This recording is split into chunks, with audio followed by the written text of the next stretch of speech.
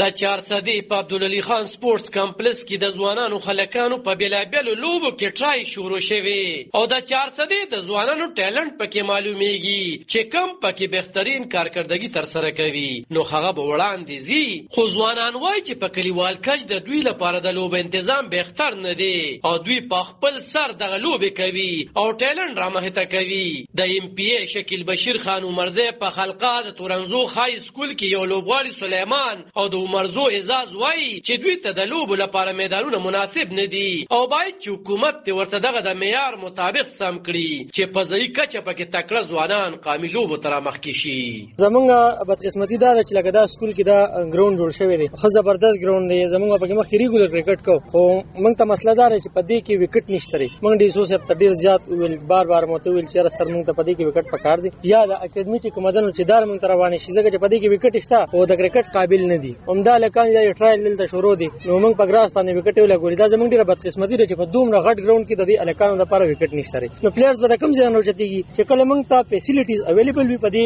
علاقې کې په دې ګراوندونو کې نو اله به موږ کرکټ کوو اله به زموږ ینګ جنریشن نیکسټ مخکې موږ ته راځي خو کې لاله مرাজি نو زما ریکوست هم دا دی سو صاحب ته مې زموږ چې کوم ډي جی سپورت صاحب دغه ته زموږ ریکوست دا دی چې مننه بداوي چې دلته موږ ته کرکټ د لپاره چې کوم دا فیسیلیټیز دغه اویلیبل کی چې موږ ته وکټ جوړ کی زموږ د اکیډمي موږ ته روانه کی نو دا ډیره د خوشاله خبره زمونږ عمر دو هم ډیر زیاته پسماندره د کرکټ په ټول عمر په مخبرو کې کرکټ کړی دي حالت هم کته سو زمونږ د پاره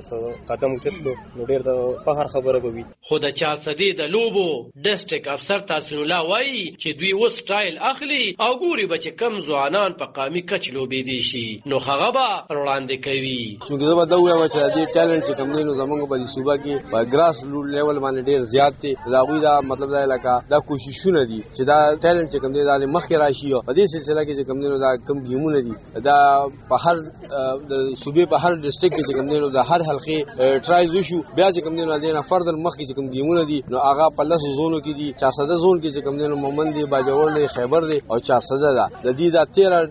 حلقې دي د دې دغه چې کم دی نو کمپټیشن دا په 400 کې په عبدالعلي خان سپورتس کمپلیکس کې کیږي په 400 کې لوبو ته هغه وخت پاملرنه ورکړې شو کله چې د عوامي نشنل ګوند په دور کې د لوبو لپاره عبدالعلي خان سپورتس کمپلیکس د لوبو میدان جوړ کړو او اوس د لوبو په اړه په خلکو کې زیات شوق را پیدا شوی دی د ذکر وړ د چې دا ټرایل د ایم پی شکیل بشیر خان عمرزی په خلقه کې سر ته رسیدلی دی چې په دغه موقع باندې ځلي ترجمان فضل امین پښتونیار پیر خارس تحسین الله سلیم درانی او نور ګڼ شمېر د عوامي نشنل پارټۍ مشران موجودو آلاب خان شیرپو دلبار دیوز تورنزه